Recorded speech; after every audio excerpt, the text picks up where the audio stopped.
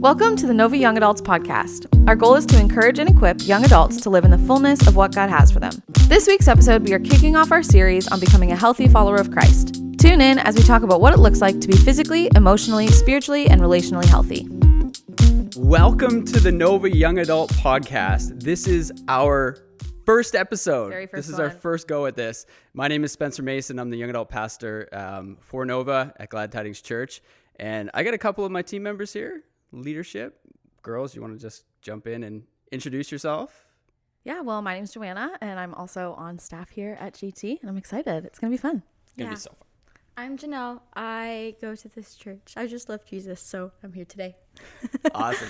Well, this has been a dream for a little while, particularly you, Joanna. You've been on my case about this forever. Oh, yeah, I'm a big fan of podcasts. Big fan of podcasts. No. And it's finally coming to pass. So we're excited. Yeah. We're going to kind of introduce some of the new things that we're doing in Nova, specifically thematically what we're teaching on and what we believe is a community that we want to lean into from a topic. And so like over the last little while at Nova, we've really been nailing down what it means to be a healthy follower of Jesus. That is like a super broad category. And even when I put those questions out to you guys, you're like, okay, what do you mean? Give us a little more specificity in this. Yeah. Like, what exactly are we going for? But realistically today, we're just going to kind of give a general framework for what we're going to be talking about moving forward. So any like fun banter you want to give to me before we like get serious and get into conversation here? Well, I mean, I just want to shout out our sponsor since we're talking about health, the Yahweh Lifting Club. The Yahweh Lifting Club. Yeah, Spencer's wearing their sweater, so shout out to them. Ryan Rainey and the guys at Hope City in Fredericton. Very first sponsor. Exactly. So exciting. Yeah, and we're only saying this so they'll like share our content. Yeah, 100%. and stuff. Guys, I want a free sweater. Please send me one. Yeah, exactly. 100%. Yeah. Cool. Well, should we jump in? Let's do it. Yeah. All right. So like talking about health, and I think like you kind of start to talk about health in a church and it's like, okay, well, what are you talking about? Like to be healthy, what does that look like? I think we need to be clear that we're not just talking about like, what does it mean to be a healthy person in general, but like, what does it mean to be a healthy follower of Jesus? And really the reason why I've felt that this was an important thing for us to talk about is because like God has done some awesome stuff in our community and in our city in Moncton, and we're believing for more of that. But the reality is, and especially for young people, like if we're not in a place where we're healthy as followers of Christ in all of that and whatever that means, then, you know, as God begins to do powerful things, as revival begins to come in, which we are believing for, if we're not in a place that's healthy, we're not going to be able to sustain that. We're not going to be able to walk in that. When the storms come, when things come, you know, the bottom can fall out from us. So it's a crucial thing that we need to be as followers of Jesus.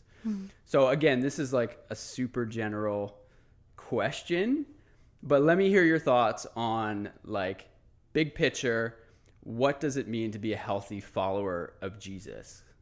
Yeah, I think the fact that you even said big picture is important because I feel like sometimes like we stay in our little bubble and we think of like health as just like physical health.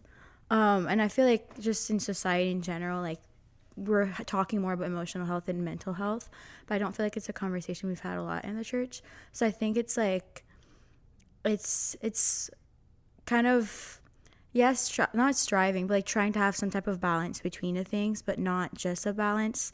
Because I feel like balance to some extent isn't really achievable. Like, whenever have you seen like, you know, those literal balances? Like, when have you ever seen it being perfect? Like, it's always leaning to one side or the other. So I think it's a question of being realistic about your life and what's sustainable, first of all. But with that, like kind of having like this like dance between the different types of health, whether that's mental, physical, spiritual, and like trying to have that like tandem between. I was just going to say, what was that French word that you said before? Tandem. Tandem. Yes. Tandem. I only figured out what it meant like a week ago. I'm like, yeah, that's it. Right. Yeah. And I think that's huge. And that's one of the things that like I even had on my notes to talk about of like, what are the different areas of health as people that we need to zone in on, and how do they actually like function together? Because if we look at all these different areas of health, whether it be spiritual, emotional, physical, relational, like, I mean, there's so many different areas that we can talk about. And the reality is they all work together. And if we keep them in silos, well, then we're not going to achieve the holistic, whole health that we're going for as followers of Jesus. Right. So what do you think, Joe? Yeah. I mean, it is such a big question. But I was thinking, like, when I think of somebody who is a healthy follower of Christ, obviously that means they have a healthy relationship with the Lord. And I don't think it's that they have like made it and they've achieved like, oh, like they're an expert in all of these areas. But I think they live in that tension of knowing where they are and what the Lord has called us to. Like, he's called us to holiness. He's called us to all these things. And so realizing kind of where we are, but striving, and I don't mean striving in a bad way, because I think that can be kind of like a trigger word sometimes. We're like, there's no striving, which is true. But I think like working towards health, I don't think it's necessarily like a place we arrive at on like being fully healthy, maybe on this side of eternity. I think that there's sin in the world, so we're always going to be working towards it. But I would say like one of the main things I see in healthy Christians is they are yielded to the Spirit. So you can see the evidence of the fruit of the Spirit in their life. So love, joy, peace, patience, kindness, goodness, faithfulness, gentleness, and self-control. Wahoo. I always sing a song in my head when I do that. And then I would say that they are living in community. So they have friends that are keeping them accountable, who are encouraging them, who are challenging them. And then they're plugged into a local church. I know that sometimes there's kind of like, is the church necessary? Like with deconstruction, with COVID, making things way more accessible. I think there's a lot of people who have not come back into the like local church. But I think that's really important. I think it's important to serve. And so when I see a healthy Christian, they're usually in community. You see the fruit of the Spirit of their life, and they're serving because they're being poured into. And so their natural response is to pour out. Right. That's good. That's really good. And so like the last thing that you said there kind of triggered this for me of like, so what is kind of like the goal of being healthy in the sense of like what happens as a result? Like there's fruit, all these things, but like, I just even think about, when a person is healthy, what does that then mean for how they operate? What is their focus? Like, how do they live, I guess you could say? Yeah. I feel like the first thing that came to mind is like, this is kind of funny, but like they're functioning and like at ease, if that makes sense. Because I feel like if you think of like whether it's a person or even like just like a system of some sort or like a computer, if it's not healthy, there's usually some type of dysfunction or like it's not functioning at its best capacity. Yeah, so I would say like it's just like functioning like at ease. Like it's not like we're talking about striving, but like it's not like something you have to strive to do, but like it's like things are like kind of functioning at ease. Yeah, absolutely. And like a huge thing for me is that life is good until it's not good. Yeah. And it's easy to judge the condition of our spiritual life, our emotional health, physical life when things are good. But what happens when life is not good? What happens when the unexpected comes? And to me, I think like that oftentimes is a major indicator of whether or not a person is healthy or not. How they handle hard situations, how they handle difficulty. So it's easy to, you're going to say something. Yeah, no, I was going to say there's like the picture of like if you're holding a full cup, then what's in the cup, like if you get knocked, if I hit Janelle and she's holding like a really full cup, or we'll say me because I spill every day, everything I have, what's in the cup's going to come out. And so if there's like unrest, if there's unhealth, that will pour out of that person. But if there's health, and when like challenges come, if they're knocked, then what comes out of them, if it's healthy, you can tell that there is that like the balance or the tandem in all of those different things working together. And then I also heard a friend say in kind of a similar picture where if there's a full glass, if you're full of the Spirit and you're full of the Lord and you're full of the Bible, then when you're knocked, it doesn't make a lot of, like, if a glass is hit, it doesn't make a lot of noise. But if it's empty, you hit a glass, it falls over, it's like clanging and it's loud. And so I think that also shows that, like, humility and how people handle things with grace and mercy, that is also a pretty big indicator of whether somebody's healthy or not. Right. If they're like complaining because they didn't get, I don't know, to lead a song at worship, or they didn't get the speaking chance, or if they didn't get to lead a small group, like if they're complaining about it constantly, that's probably a sign that there's some unhealth going on in there. Right. Yeah. What are some words that kind of come to mind when you think about, like, somebody who is healthy, they are this? What are some words that come to mind? One that I'll just throw out to get it going is mature. Mm-hmm. What are some other ones that come to mind? I think like realistic, because like you were saying, like life happens. So like sometimes things happen and I don't know, things just don't go as planned. And so being realistic about that, like approaching help, essentially being realistic about it. Yeah. Good. I would say peaceful. I think I've been reading a lot of John Mark Comer, so like thinking about like slowing your That's life why down. you love podcasts so much. Yeah. It's like, I want to do podcasts because I want to be like John Mark Comer. Yeah. But like, I was just thinking, like, I was just at a conference and they had such attentive, they were so attentive to detail, and it was great. Like the flow of the conference was amazing and they had really great content, but I don't think I saw a single person like speed walk anywhere. Like they were just so sure and so peaceful with how everything was going. Yeah. And so I think there is just that, like, it doesn't mean that you're not, like, because you live a slow life or an unhurried life or a peaceful life, it doesn't mean that you don't hustle and work hard, but it just means that you plan and you work hard, but then you're at peace and kind of like with whatever happens. Right. Yeah, I don't know. Peaceful. I mean, I think that, like, and I have no statistical backing for this, but my guess would be that, like, if we polled thousands of people, really all around the world, probably, because I would say that this is, you know, transferable regardless of culture, of at the end of the day, what is it that you want more than anything? There's a few words that we can throw in there, but I think peace would be absolutely at the top of the list. Especially peace of mind. Totally. Yeah.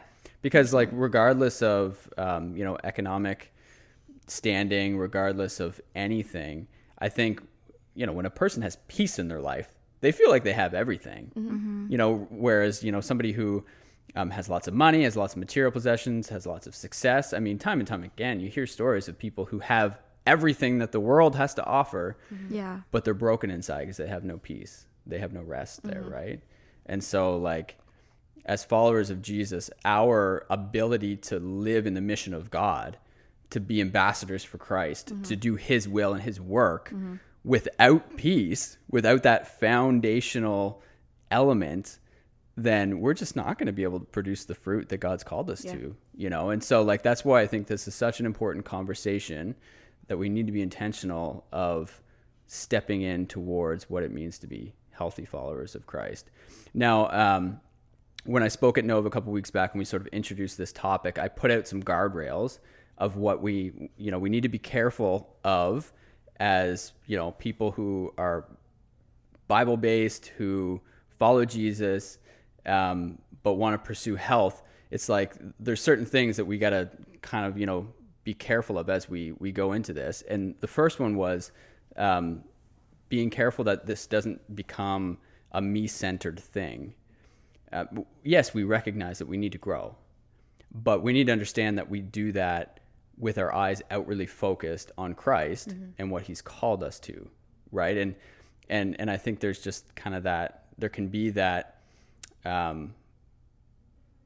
sometimes there can be that tendency to think like all that we do, church, is just about us becoming better people. And we know that that's just not the gospel at all. So, like, that's a bit of a guardrail. What do you think about that? Like, is that something that you've seen as a reality in church circles of people who are, you know, trying to grow and? Oh yeah. Yeah. Well, I think, like, excuse me. I think that that's a lot where self-care comes in, which is good if you're doing it in the correct way. But I think that oftentimes self-care can be self-indulgence really easily. Yeah. And I think that, like, There's a fine line between the two. Yeah, there really is. Yeah. And I think that when it's me centered, it's very like, oh, well, I've been burning the candle at both ends. So I'm just going to go. Don't run with candles, Juliana. Yeah. So I'm just going to like go have a spa day just this one day. And then I'm going to go back to the exact same pace that I had. Like that's not going to fix It's not your sustainable. problem. Yeah. And so I think, I don't know. I think that there is a tendency to see personal growth and then make it about yourself and forget that it's actually to become a better ambassador for Christ, to make him more glorified. Yeah. But we tend to say it as like, oh, well, like it's just about me. I just need to like be the best me that I can be or whatever, which is technically true, but you're still focused on yourself. Yeah. And I feel like when it becomes like me, I feel like it's also tricky because there's also this thing of like works that kind of tends to creep in. Because like if you're so focused on yourself in a way, like you're becoming your own God, you're thinking that you can do it by your own strength. And I feel like that's also when like peace leaves, because you need to be filled with the Spirit and like being poured in like vertically before pouring out horizontally. And like if that vertical is not happening, that peace is gonna like slowly creep away. But that's also means like if you're trying to keep going, like you were saying, like you go to have that spa day, but then you just keep doing all the same things after, like there's at some point like you're gonna be empty, and if you're continuing to strive the way that you were, you kind of fall into works, which is not the goal. Yeah. And that kind of brings us into the next guardrail that I had talked about, and that's neglecting the work of the Spirit, neglecting acknowledging that it is the Spirit that brings transformation.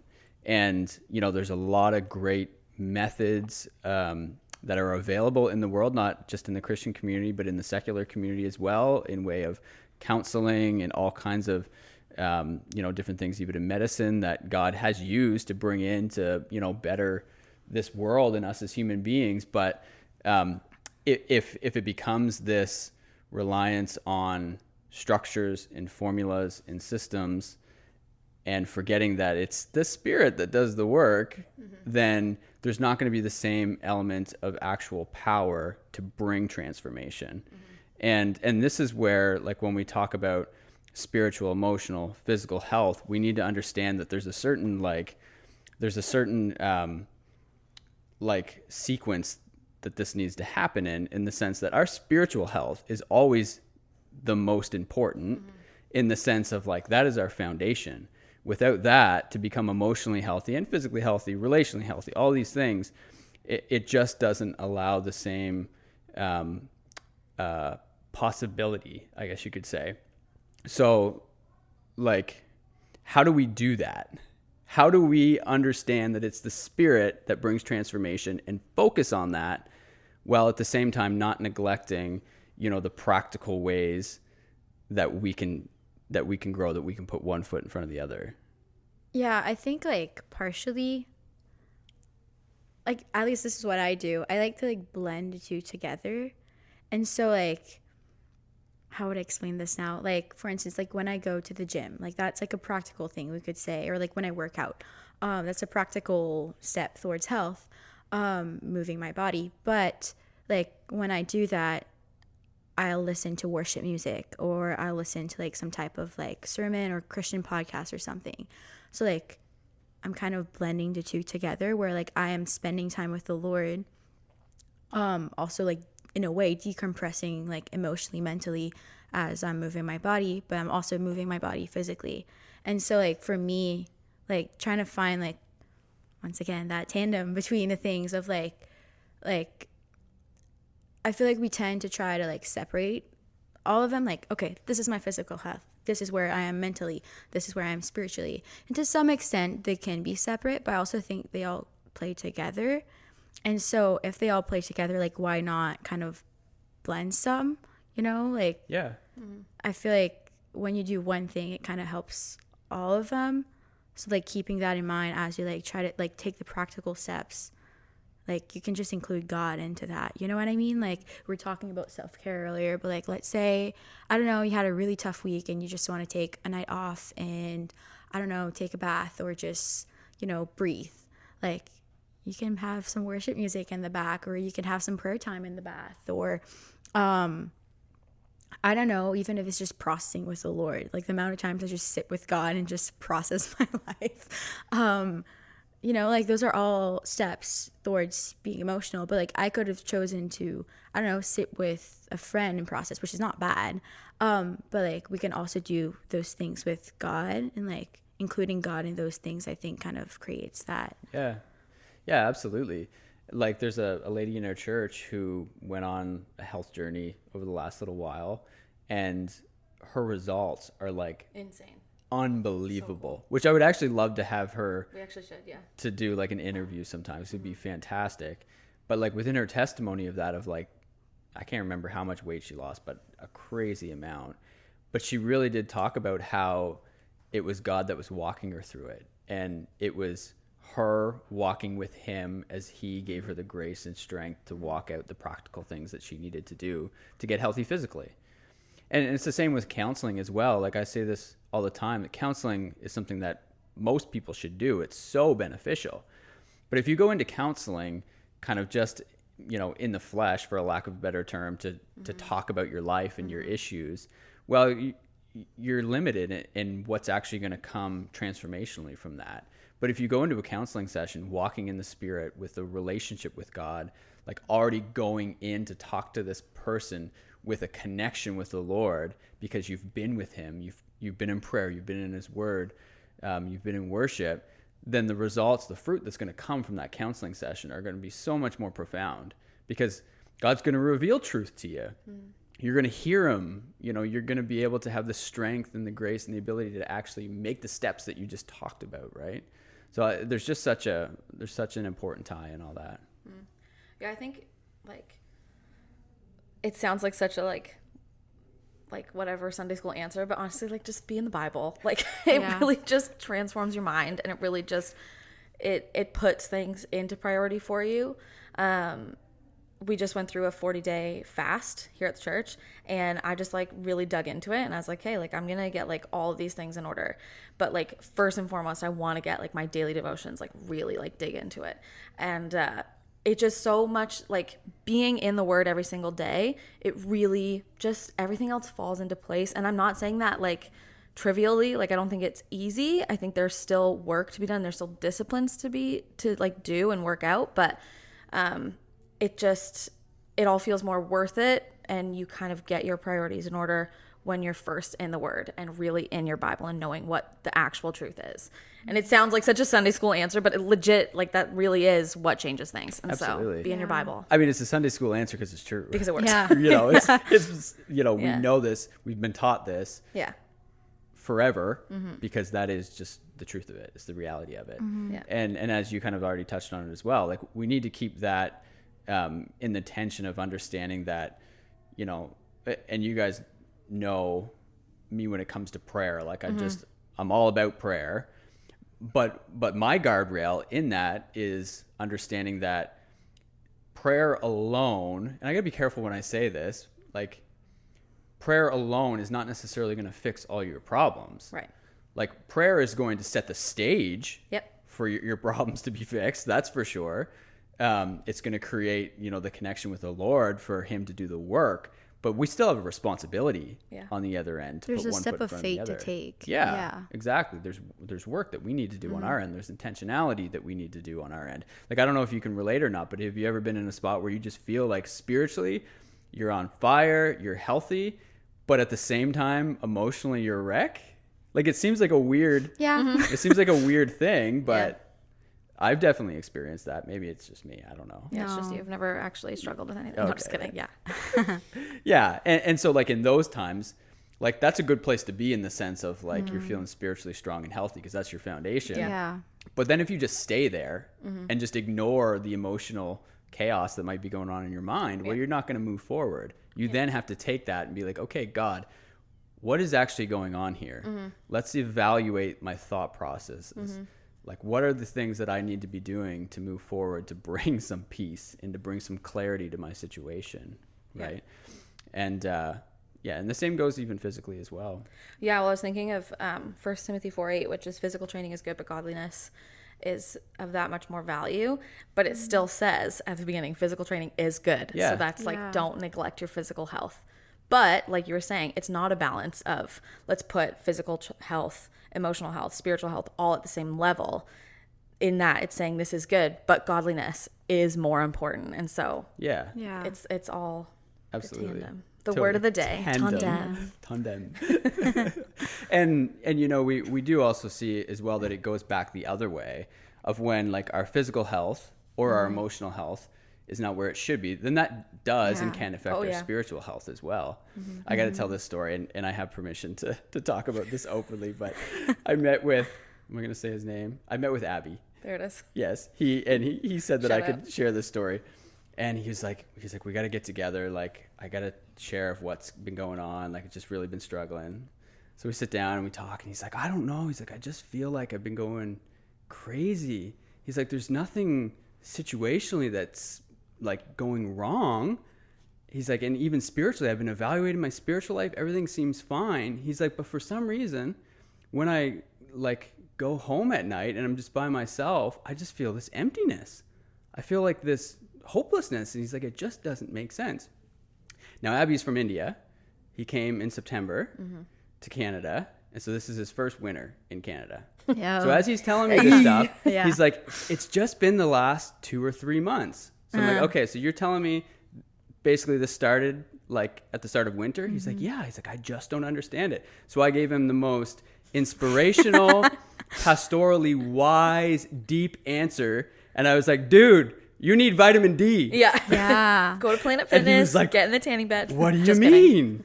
And so I explained to him, right? But so like that whole time he thought emotionally he was a wreck, spiritually he was a wreck, when in reality it was a physical thing that just needed to be adjusted, right? But it was affecting the rest of his life. Wasn't there a verse?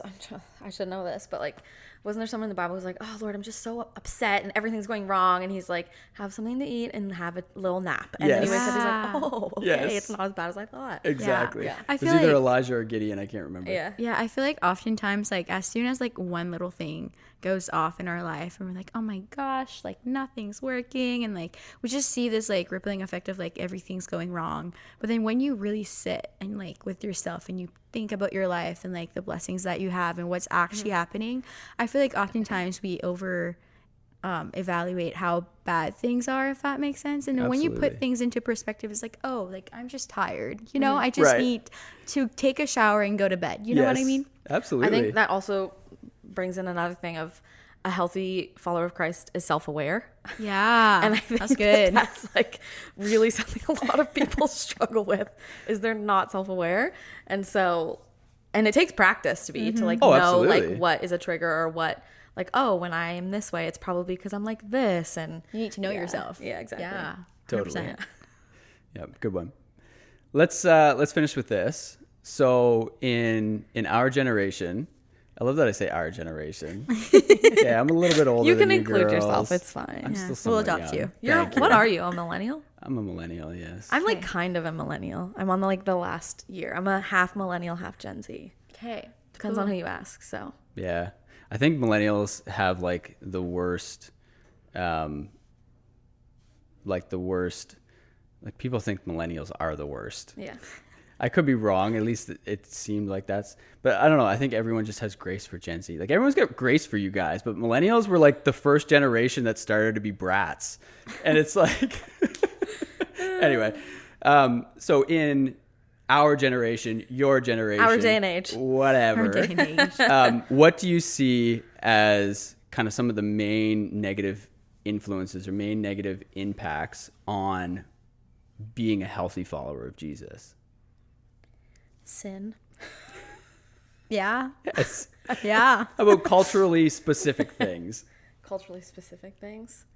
The first one that came to mind is like such a cliche and whatever, but like our phones.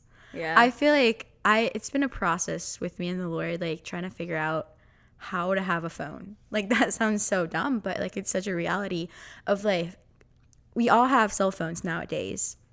And with social media, like that's almost like an extension of our lives that we're literally living online. And I feel like it can so easily become like an idol in our life where like the first thing we do as soon as we have a free second is like not talk with the Lord like in our minds or like in prayer. It's like going to our phones just to like fill our mind with busy noise or whatever. So yeah, I would say like being super conscious about that is important. At least it has been in my life.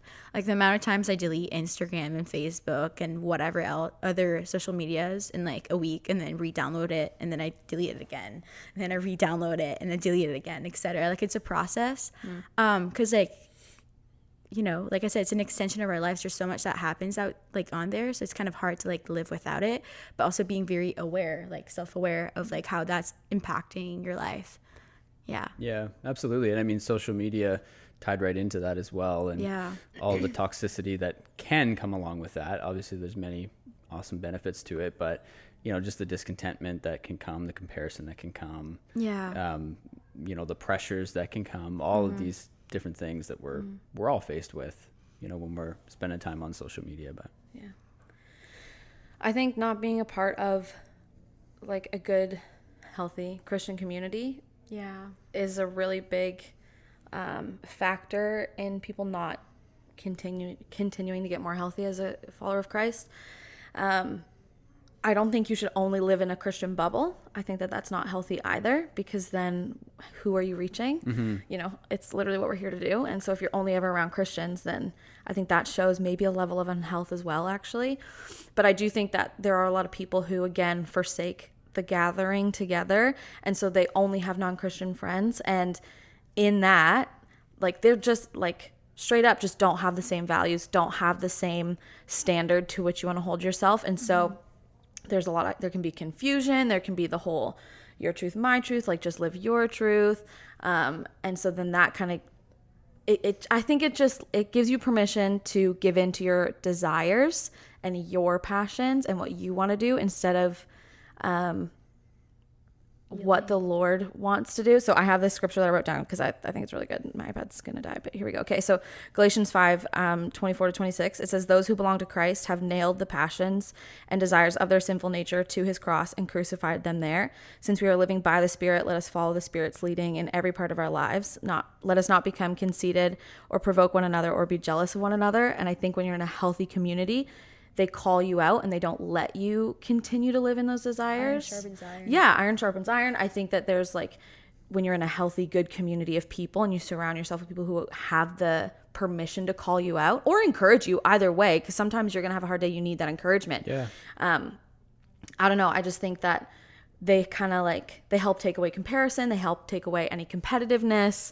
I wouldn't be who I am without the people who call me out in seasons where I've maybe isolated or pulled away from good people in my life. I've seen the, you know, not great things that have come out of that season. But when I choose to say, hey, you have permission to like, at any moment, whatever I'm saying, whatever I'm doing, if you see that my word's inconsistent with my actions, like you can call me out. That's when I know that I am, because we have blind spots. And so that's when I've felt the most healthiest too, is when I am in good community. So to not be a part of a good community, whether big or small, I think that that is a real detriment to health. Absolutely. And that's, you know, in a lot of places in Canada, in our country, in the church world, it's a challenge for people who are in their 20s because, you know, I would say people in their 20s is the least represented age group in the church in Canada, right? So like certain places are blessed with great communities of people that are of that age, but there's a lot that are not, you know, and if you're in your 20s and you're trying to navigate life as a believer by yourself, then even if you have a desire to have fellowship and there's just not people in your church or in your community that you can connect with, like that's a major challenge. And that's why I have such a heart for young adult ministry, and you girls do as well, because we just recognize the necessity of young people being in community and finding that space where, you know, again, they can grow with people and encourage and accountable and all that.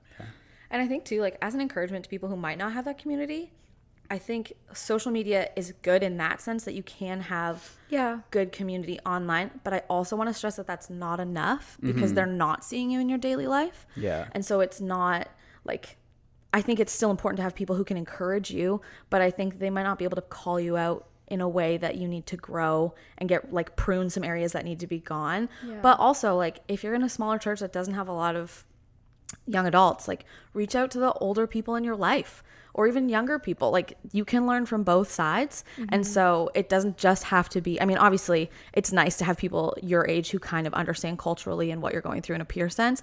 But if you don't have that, plug into other people. Like, don't just say, oh, well, I can't have community because they're not my age. Like, look for that old woman in the church who you like see living the way you want to live and ask her how she does it. Yeah, that's huge. That's such a good advice because, I mean, a lot of people would find themselves in that situation. And it really is somebody that maybe you can't relate with from a, just a lifestyle way in the sense of interests. Yeah. If they're a believer, you always have that connection that you are brothers and sisters in Christ, that regardless of anything else in your life that doesn't connect, you can rally around that. So that's good. And I think like on that too, like the importance of like just realizing you're not alone, because like there's so many like young adults or just people out there, they're like, oh, like I have no friends, I have no community, and then they think like they're their only one, because like when you look online or whatever, you can look like, oh, there's a picture with a bunch of peoples from this certain church, so like, oh, they're all friends, but like there's probably people within that picture that don't necessarily feel like they're part of community. So I think realizing like you're not alone is the first step. But also, like we were saying, like prayer is like very important. So like, yes, be praying, prayerful about like asking God to highlight people or to lead you to community, but with that also taking the practical steps of like ask people to go for coffee. Like that literally changed my life. There was a whole season in my life where I was praying, I was like, God, like I don't feel like I have community, and the Lord like kind of rebuked me, and he was like what are you doing to find community? Like you're going to church, but like you're not really talking to new people, you're not seeking people out. And so as soon as I like decided that I was going to take initiative and be like, okay, no, like I'm going to ask like so-and-so for coffee, and I did that with a few girls and a few people, that's when everything kind of started rolling, and I started creating these beautiful friendships with people in that community, that if I never would have took that step to like just seek people out and ask for coffee, because like these people were also feeling that way, and like I didn't know until we went for coffee, you know what I mean?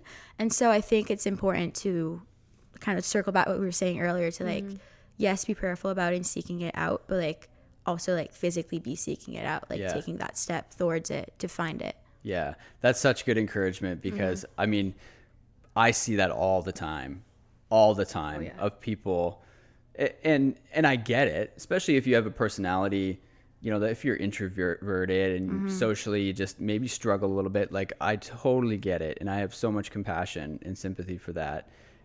But there still has to come a point where you just say, I need this, and I'm going to step out of my comfort zone, and I'm going to, be vulnerable, and I'm going to go to that thing, even if it terrifies me, and I'm going to start that conversation. And, people, like you said, a lot of people are in the same boat. And so we're afraid of rejection. But I think we would get rejected a lot less than we think we would if we stepped out in boldness, for sure. 100%. I also heard somebody say one time, rejection is a lot less of a sting than isolation. Very good. And so I like that. Yeah. I don't like it, but it's true. Yeah.